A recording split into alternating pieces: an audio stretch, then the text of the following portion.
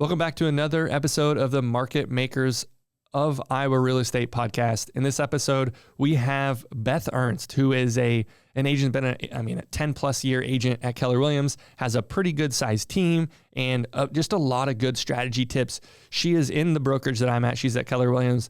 One of the things that I love about Beth is she is so willing to share the exact tactics, the scriptings that she's using to be successful. And she'll share it with anybody, any other realtor. She does not care. Which is one of the main reasons I wanted to have her on the podcast. As an agent, when I came on, whenever Beth was teaching classes, I was absolutely there. Whether I needed to learn that subject or not, I wanted to hear what Beth had to say. So I'm the host of the podcast. My name is Darson Grantham. And like I said, in this episode, we have Beth coming on. But I created this podcast and started the podcast simply because I just get tired of people talking trash about one another in the real estate industry. And my theory, my hypothesis is that if we have more agents that understand what other agents want in the agent on the other side of the transaction, and we can provide that, we're going to create better experiences for our clients, for people buying our sellers' houses, for our buyers buying someone else's houses, and the lenders and the real estate agents on the other side of the transaction. So that's why I'm putting this podcast together. Please listen in to Beth Ernst and how she shares with us the things that she's doing tactically and philosophically, how she's built out her team, how she's built her business to be a successful one of the top agents in Des Moines. Tell us a little bit, like just 2 minutes on your history of getting to where you're at in real estate today. Yeah, absolutely. So I got licensed in 1999. I was relocation for a couple of years prior to that. And really, we worked with Doug Burnett when he opened Burnett Realty back in 2000, okay. My ex-husband and I. And it was just the two of us for the longest time. And we always used to tell everybody that we make one really good realtor. He did things really good, I did things really good, and we came together and we made one really good realtor. And because of that, we did, and we always said, hey, we do about one transaction a week, enough to, have a good living, but not too much to make it crazy and overtake our lives. And ironically, the brain hears everything you say. That's exactly what we did. So working together, we did about 45 to 55 transactions a year. And when we joined Keller Williams, we ended up just skyrocketing our business. And it was amazing because he decided to step out and be a team leader. And I was sitting at my desk, and this is always...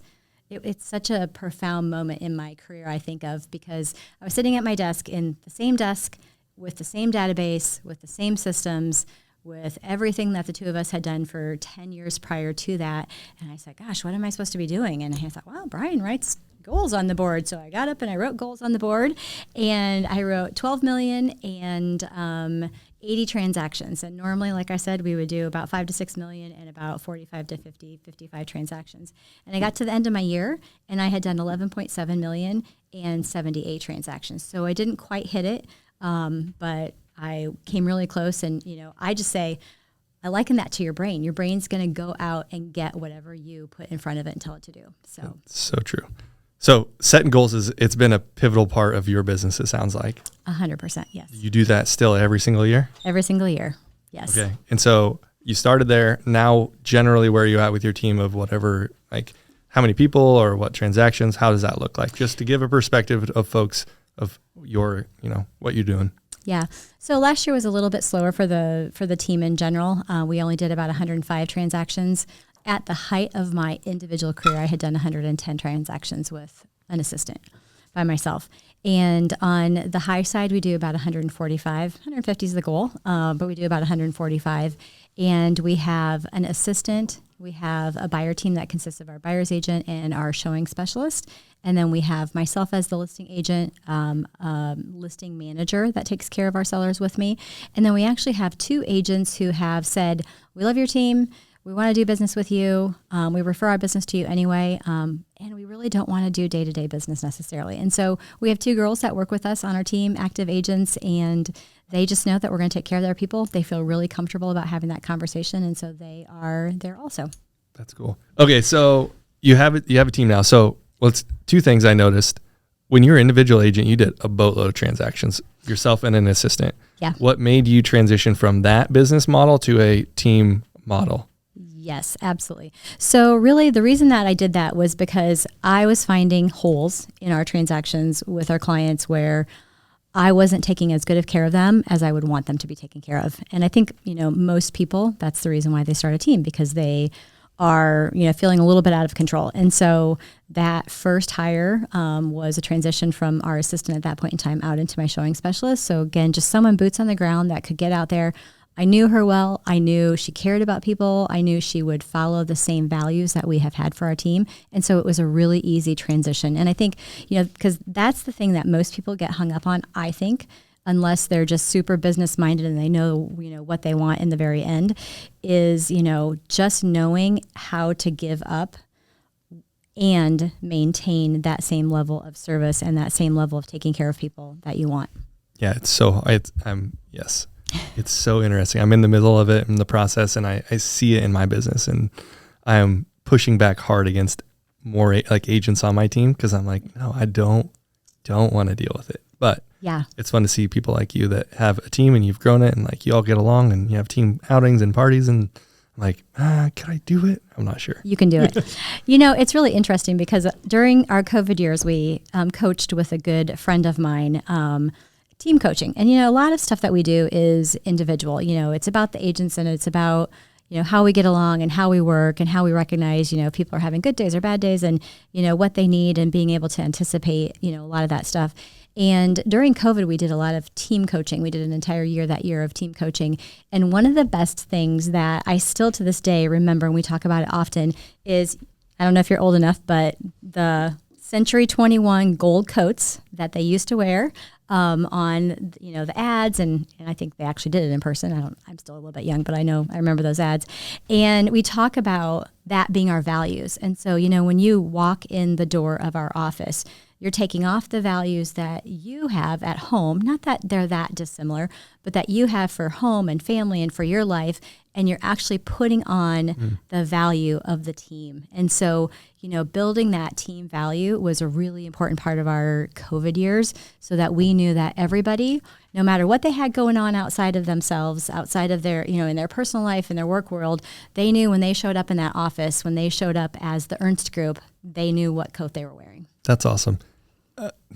Where do you get your inspiration to do team coaching, or how do you decide where you're going to move your team?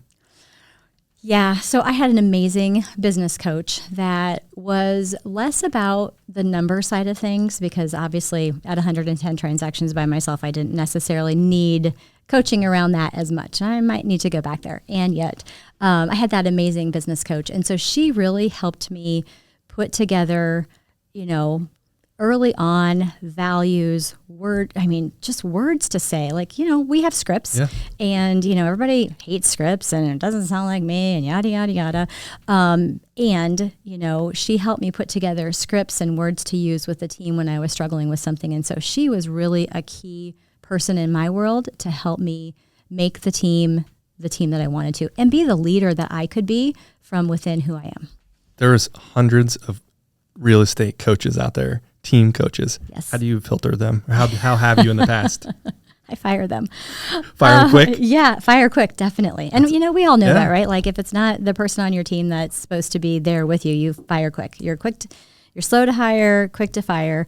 And, luckily I only had to go through 2 or 3 to get to the person that I was with for about 11 years.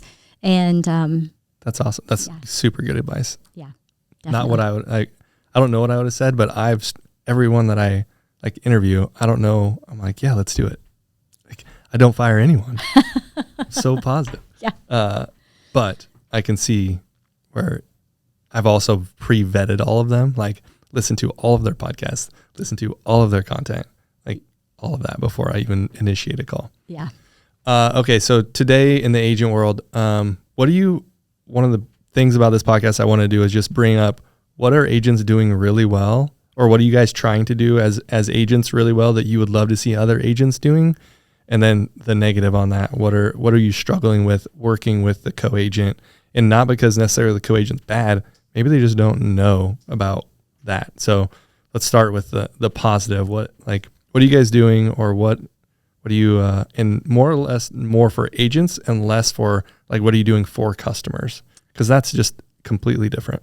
Yeah, absolutely. So, I mean, you know as well as I do, teams these days all look different, feel different, are different.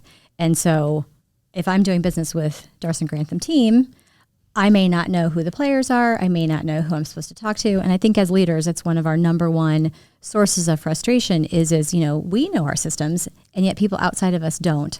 And so just really helping those outside co-op agents that we're working with that maybe don't know us as well. And, the standard is it goes to everybody, but we've just created a buttload of templated emails so that everybody understands how our team works. They know what emails to send to. They know who our TC is. They know all of the details right up front down to, what's the number for the person that you put in for the selling agent or the co-op agent or whatever. So we're just sending those out every single time we get a transaction under contract with our co-op agents. And that, I think, really, really, really helps the playing field. Yeah, it cuts down on extra text communication. You still get them, I'm sure. Absolutely. And we're going to get them. Yep, I was going to say, it's inevitable. But as you're growing a team or as you have a team, a way to avoid those extra texts. Yes. Right? Those are the painful ones. Like, I just wasted my time texting this person because I know they're not the right person, but they can get me to the right person. Exactly. Don't want those. No. Oh, that's very good. Okay, so on the negative side, so what are agents doing that you're struggling with or suggesting thoughts? If you were to coach an agent today, what would you tell them just off the cuff? Yeah, so my ex and I had it's such an experience that has always, always, always stuck in my head. And we were out for dinner one day and we wanted a pitcher of margaritas, not just for the two of us. It was an entire group. No one's judging. No one's judging. Thank you. It was an entire group. And the waitress, whoever it was, looked at us and was like, we don't have pitchers. And, we looked at him like, okay, can't you just pour some glasses into a pitcher? Like, this seems really easy to me. And, so we had the whole exchange, and what it came down to, we just between the two of us coined the phrase, I'm just trying to give you my money. And so, when you're busy and, back in the day when the phones would ring more and people would drive by a sign and call you and pick it up and, they had, they didn't have the apps on their phone and they, want to know the price and all the details and, all that kind of stuff. And, in that circumstance, I would always say when the phone rings, they just want to give me their money. They just want to give me their money. And, just really keeping that in mind when we're working agent to agent is the clients just really want to give each other the money and the house. And they've both said yes to both of those. And so just figuring out how we work together to get to that spot and not getting snitty with each other, not getting offended with each other. We're the message carriers. And I think it's easy to say, and yet it's hard to remember sometimes and put into action. It's so hard. And we just, I think you were in the negotiations training class that we did at Keller, right? Well, it wasn't at Keller. It was CE class, but Keller sponsored it, Keller Williams. And how do you negotiate with another agent without making them feel like they're losing? When I say that, what goes through your head? Yeah. I just always, it starts with just trying to, reinforce, not boost their ego necessarily, but just little things like thanks for the offer, just a small counter offer, just things that don't seem, I'm going to, blow it out of the water. We don't want to bomb this, but we're asking for this. Yeah. Don't say that. No, exactly. Exactly. And, I always end my conversations with, hoping your client can work with us, just from that perspective. So, I have one transaction in mind here recently where it got a little tense and it was, nothing to do with the clients really. And, just bringing them back and, sometimes you just have to be as honest as, hey, this is what I was thinking and this is why it came across this way and here's the intention. Because we don't know clearly the intention when you've got a negative agent or an agent upset with you or your client on the other end of the line, there was an issue with the intention. And so just, if nothing else, just spelling it out, picking up the phone, because 99% of the time, voices and sounds can heal a lot of things that text messages and emails can't. That's something I've had to learn, because I am of the generation. Quite frankly, it's just in general, I'd much rather do a text or an email than a phone call. Like to me, it's received better just time wise. But when it comes to the negotiations or the tough conversations, even if a phone call is so pivotal in that, you just get so much more context, more done, less deals, less ego, because I always just go back to like way back in the day of when I was dating, and you'd text someone to something to someone, and they'd be like, well, I thought you meant this, or you put 3 periods there. That means something. I'm like, what are we talking about here? But agents, it feels that way with agents at times of like, what are you thinking that I thought I said? Yeah, exactly. And it's hard because in the litigious world that we're in right now, text messages that you can download and emails that you can save are a heck of a lot easier from a CYA perspective than a phone call is. And yet I still feel like the phone call just really can put water on a fire. Yeah, so true. How about with lenders? What's going well with lenders, or what kind of communication do you guys do with your lenders to make sure that the transaction goes smooth for you guys and the co-agent? Anything special out of the norm? Yeah, I would say, we try to stay as involved as possible, and just even little silly stuff like, I don't want any piece of communication going to my clients from a lender that does not include me. Even if it's hey, I need a blah, blah, blah pay stub. We want to know that because we want to monitor that. We know that if those clients aren't doing what they are asked to do on the day or the day after they're asked to do it, that's going to jeopardize our closing, and then it's mud on our faces. And so, we just want to be the watchdogs, I guess, a little bit when it comes to that. And because we know everybody's busy, clients are busy, lenders are busy. And so, it's our focus to get those people to closing on time. That's groundbreaking to me. I never thought to ask a lender to just be CC'd on everything that they communicate with my clients. So thank you for coming in and talking with me today. Hope everyone listening gets that. If you want that extra workload, but to me, I would much rather get the email of, hey, this is being asked for and not getting done, than hey, we're going to have to delay closing and you have to let everybody know, because not to throw anyone under the bus, but so-and-so didn't do their work.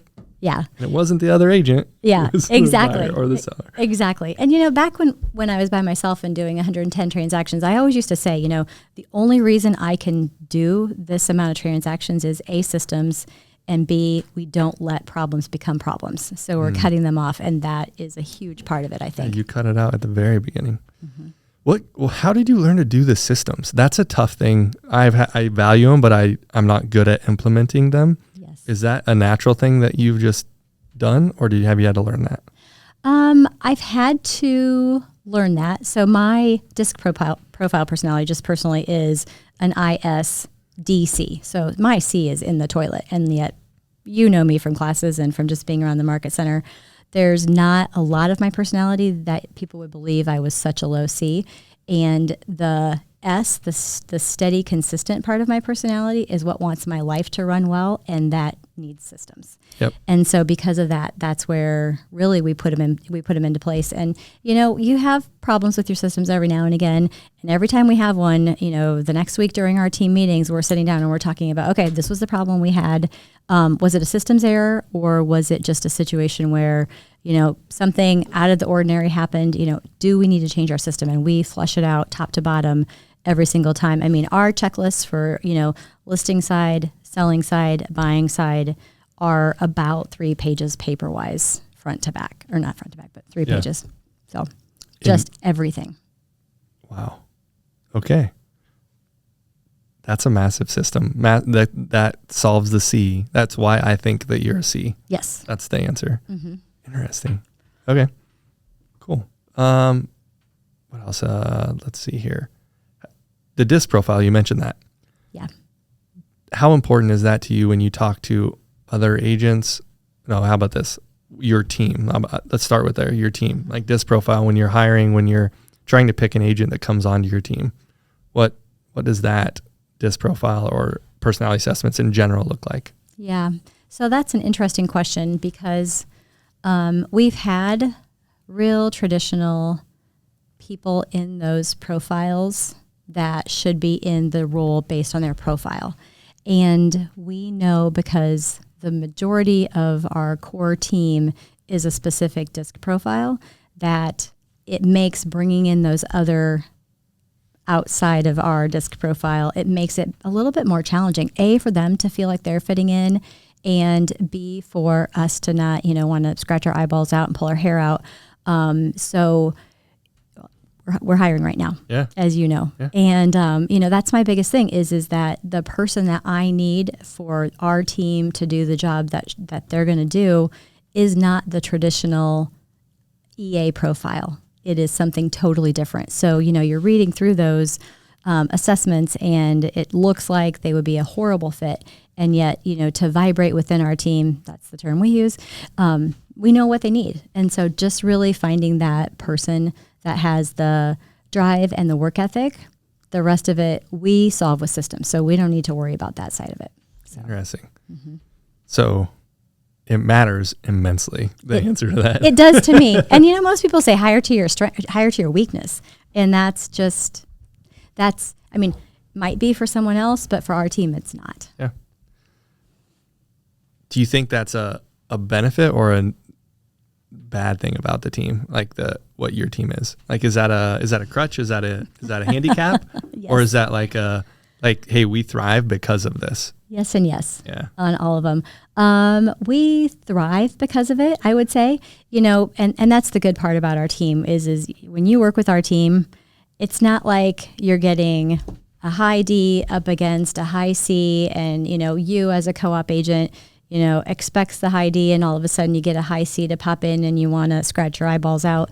No matter who you're talking about, insert name, you're getting that same personality profile and that same person demeanor all the way through. So from a consistency and feel perspective, whether it's our clients, whether it's other agents, whether it's lenders, we all feel the same. The experience should feel very similar. So from that perspective, I think it's good to the people that we don't, who aren't on our team. From the growth perspective, obviously high S's do not like to have things thrown at them. Change is a little bit hard. So really just understanding, and my coach that I work with is amazing at helping me with that. But just really understanding the need for things to change and understanding the why behind it has really helped the team transition as we're going through those stages of growth. Are you guys looking to grow? What's that look like, I guess? What's growth look like for you guys? Or can you share, or do you know? Yeah, no, absolutely. I don't know mine. It's interesting because we've had people in our world on our team before that want to grow just for the sake of growth, increasing transactions, increasing, agents, that whole side of it. For us, growth happens naturally because if you take care of people and they have a great experience, they're going to refer, insert statistics, 1, 2, 3, 4, 5 people to you, 10 people to you over the years. And if we have our core people that we're working with and all of a sudden we have this influx of referrals, the growth is for all the good and right reasons because we're being good at what we do and we're taking care of people. And so the growth for us is definitely another pod of agents. 1 or 2, probably buyer's agents is our next growth. That's our next. Mm-hmm. So it kind of sounds like that would be like a database growth. Yes. Right? It's a network. That's how you see growth happening. It's not extra work that the team is going to do. Correct. Cool. Yep. That's interesting. So we kind of talked about the interior team. What about just agents in general that you have worked with in Des Moines, or like what you see as the agent landscape today? For an agent to be successful, what are the things that you see they need to be doing in today's market? Like differently than what we've seen in the last even 5 years, right? I mean, you have the COVID years, but before that was... Yeah. I mean, pre-COVID, I think when all of the younger generations were coming out and everybody was saying, like, the prediction was at that point in time that none of them were going to buy houses until they were 35 to 40 years old. And, we're all going, oh my gosh, where are we going to get our first time home buyers, at those young 20s and mid 20s stages. What years were that? Like, just help me. Probably 10 years ago. Okay. Yeah. And moving 14, forward. 15. Mm-hmm. Okay. Yeah. So that was kind of where everybody was saying like, nope, these young people, these whatever generation it is, they are not going to be buying houses. And so, we were not panicked. And yet, looking at the landscape of, okay, well, what does our business need to look like then if we're going to be missing this whole 10-year period of time with these people and the number of transactions that we do with them. And I would say the good news is that didn't come to fruition for whatever the reason. There's always a fear in the industry. I hate to use that word, and yes. It is. There's always a looming fear of like, what's going to happen if X, and then you're like, who made this thing up? That's a perfect example of like a fear that you had that never came to fruition. How many of those like we're currently maybe going through, right? Like, it's so crazy. So anyway, back to the agent. So, I got squirreled. I'm not sure where I went with that one. But that was something that we saw that thankfully didn't come to fruition.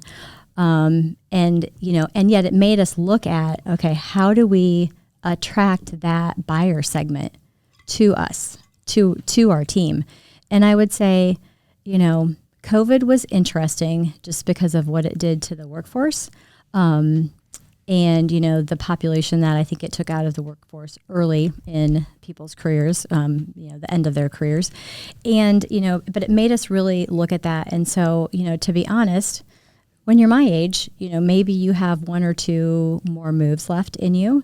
And so we know to keep our pipeline moving forward, we need the diversity in our team of those people that are young, middle-aged with kids, heading towards retirement, heading into your, one of my clients would call it their box house, all of that, because that's what's going to keep your business rolling. Now, if you're amazing and you're doing a really great job, hopefully, the older people like myself, you're getting the referrals to their kids. Kristen on our team had the biggest aha the other day because she sat down with some people who her kids went to school with.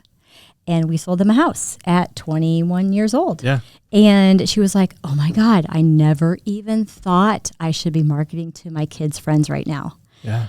And you think it's just like logical and yet it's not always. And so, we just know, as parents, you've got that relationship there.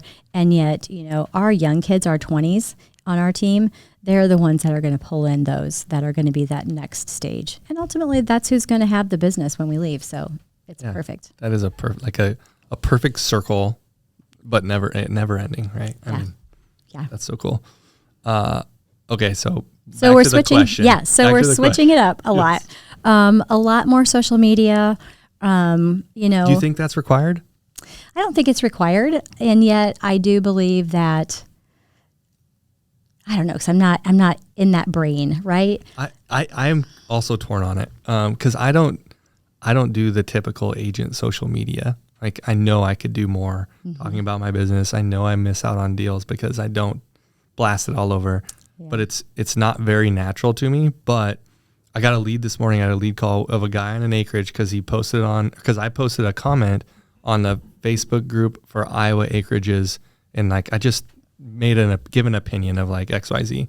He's like, yeah, then I looked at your profile and I thought we matched a lot on like just generally beliefs. And I was like, okay, well, my profile is, that makes sense. Right. But like, that was a social media, and I just commented. It was no talking about real estate. It was simply a statement about whatever that, I honestly don't even know the post. Yeah. And so I see those things come in, but it's not, is that social? It's social media. It is social media. But it's not what we as agents are trained to post by, sold now, sold under list, over list, whatever, right? Yeah. Just interesting. Blah, blah, blah. Right. So. Yeah. So, but in that situation, they knew you cared because you weren't selling something. Right. They knew you took your time to go out and do that. And so, those are really more of the types of social media things that we do too. Yeah. So social media, just to attract that level of buyer, that not level, but that maybe age, maybe not age, just being out there, just another avenue to be out there. You and I know that 90% of our business is going to come from people who know us and love us. And honestly, for our team, that's the client that we want. I was going to ask if you're able to break down the leads that come in, is it like referrals, Sphere, is that in your database? Do you know? Yeah. Do you care to share? No, yeah, sure. I would say, these are not, so don't quote me on it, but it's not recorded or anything. Perfect. I would say 75 to 80% of our business is either straight out of our database or a referral from someone who knows us and loves us. The other 20% are going to be, a sign call, lead, an internet lead, something like that, agent to agent referral along that lines. And that might even be a little bit too high on that number. So 85%. And your first years, was it that way too? Yeah, it's always been that way. You're a community, like, yes. Yeah. And lover. I just want to say lover. That's actually. It's so funny because I'm not. Like, I look at other agents who, have kids and they're in the sports and they're in the things and they're out doing the, the nonprofits and all the stuff that everybody seems to do, and they're getting business that way. And, to be honest with you, literally boots on the ground, doing open houses, understanding financing, understanding how to take really good care of people. That's how we built our business. It was none of the other stuff. And that's just continued to be who we are and the team that, the team that you've built. Yeah. That's cool. So that's what do you do for your database? Let's do a quick, what do you do for them? Yeah. So we do 3 or 4 client events a year.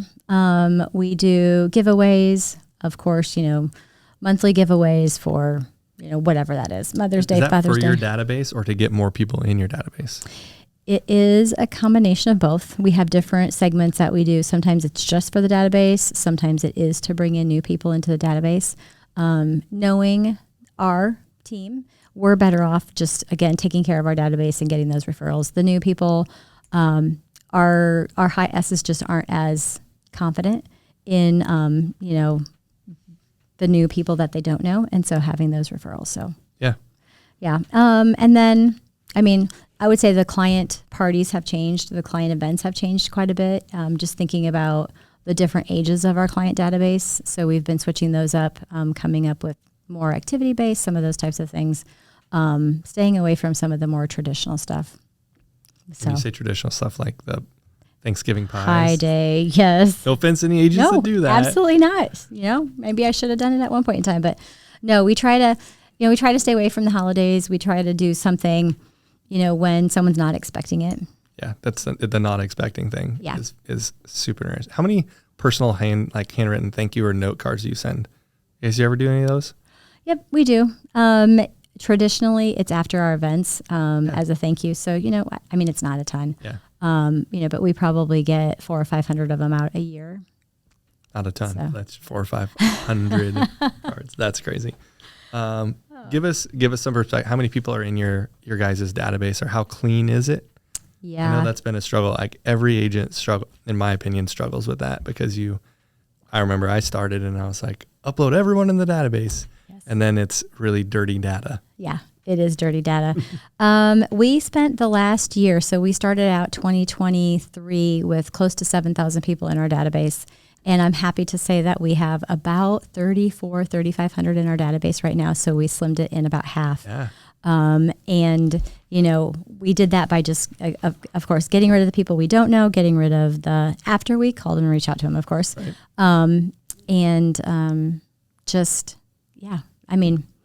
I still don't. I wish I knew the algorithms or the laws or whatever happens when, somebody hits your email or hits your text message and then somehow it all of a sudden is like in my database and I still don't know how it gets there. So, yeah. So we've spent a lot of time cleaning it up, and it's just so much more fun just to know that the person on the other end of the line knows one of us, knows us, loves us, wants to hear from us. Picking up that phone and talking to them makes it so much nicer. So much, yes. Mm-hmm. You just put yourself in their shoes too. Like, when someone calls and cares, or like gives you something, helps you out. Yes, there's a reason that they're in there. Yeah. And for any of those new agents who are out there that are, uncertain about, picking up the phone, I think the common thing, and you probably hear it too, is, oh, I don't want to bother them. And I have a bury the boat guy story, and I tell it to anyone who will listen to me. And we had bought our lake house, bought our boat, and our boat guy was like, "You'll be back next year for a new one." And we're like, "No, we're not going to be back for a new one. This is perfect." And got through the summer with our first boat. We're boating the second summer and had stopped in at the marina, and Barry, the boat guy, was like, "Oh my gosh, guys, I got your boat. It's out there on the dock. You want to go see it?" And we're like, "No, Barry, it's fine." And I'm not kidding you. He called me and he called me and he called me and he called me and he called me. And one day, I think it was like call 7, I actually picked up the phone and I had time and bandwidth, and I talked to him, and we bought the boat, and it's still in my possession today. And so, it's not that people don't want to hear from you. It's just that they might not have the bandwidth at that point in time. So the reason they don't answer your call is not because they don't want to hear from you. Yes. It's they just don't have the capacity at that point. Exactly. Exactly. And that's where texts come in, and you're like, yeah, yes, it's a more convenient way, and then they can get back to you on their time. Exactly. That's good. Yeah. Interesting. Thanks for sharing that. Mm-hmm. Now you have at least, Abe's over here. At least he heard that story, and I heard that story. Two people know Barry the boat guy. Cool. Back to the original reason why I'm putting this podcast together, of just how important is it that the other agents that you're working with, or agents know the people they're working with on the other side of the transaction. I've had lenders on here. Lenders literally, from my experience so far, they could care less. They don't really care about the other lenders in the industry. Mm-hmm. Why is it beneficial for realtors to know the other realtors that they're doing business with? That's a great question. I just think there's always a level of trust with who you're doing business with. Those co-op agents, they can make or break the experience that our clients have. And so I think that's why I appreciate knowing them. I appreciate having those conversations. If we've done 1, 2, 3, 4 transactions together, it's just really nice to know how they function. Are they the agent who is going to inflame the situation that I need to, be cognizant of, prep our clients with? Yes, 100%.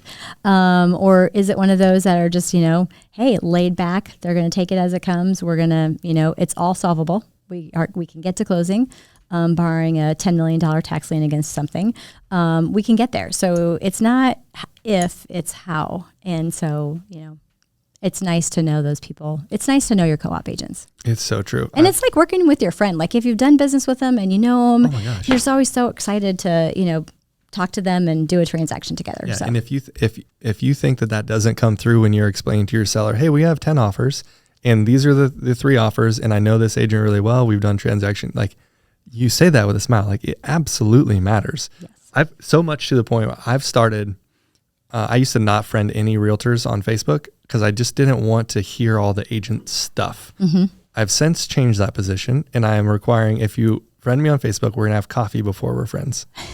Because That's good. I'm like, I'm going to meet you if you're going to be on my Facebook feed. Yeah. And I'm not just going to friend you and then unfriend you so I don't see any of your stuff, because that would be the other way to do it. Yes. And so anyway, I fully have embraced that. Like knowing the other agents, I see it matters. Mm-hmm. So it does. With that, are you guys hiring agents? Like you want to put a plug for reach out if you want to join our team, or if you're like, no, I'm not ready yet, or EA, administrative assistant, your executive assistant. Yes. Have you guys found someone for that? Not yet. If anyone wants to suggest, yes, who do they reach out to? How do they do that? They would reach out to me. 515-669-1509. Yes. Yes, absolutely. Cool. Yeah. No, that's our most important next hire. And as I think about leaving the business eventually, when that time comes, that person is important. They are probably the person who's going to take over 50% of what I do today. And so that's really an important role for us. Yeah, for sure. Mm-hmm. For sure. Okay, we're wrapping this up. Anything else you want agents and lenders to know? I don't think so. Okay, well, until we do the next deal together, or the next podcast, I appreciate you coming on. Thanks, Beth. Thanks, Darson. Yep. So if you all are interested in, I don't even know where I'm going to say with that. Yeah, we'll just close out. Abe. Thank you, sir. Perfect.